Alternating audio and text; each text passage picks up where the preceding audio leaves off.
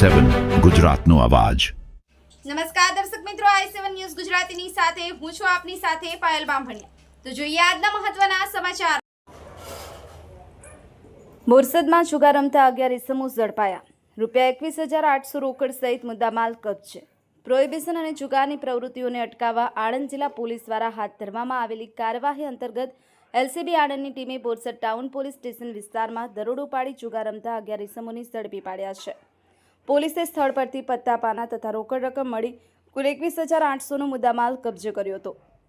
ઝડપાયેલા તમામ ઇસમો વિરુદ્ધ Borsad town police સ્ટેશનમાં જુગાર ધારા કલમ 12 મુજબ ગુનો નોંધી કાયદેસરની કાર્યવાહી હાથ ધરવામાં આવી છે।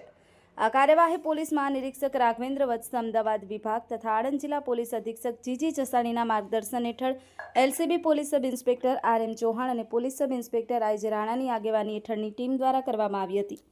Bureau chief Narendra Sharma, i7 news Gujarati, Anand.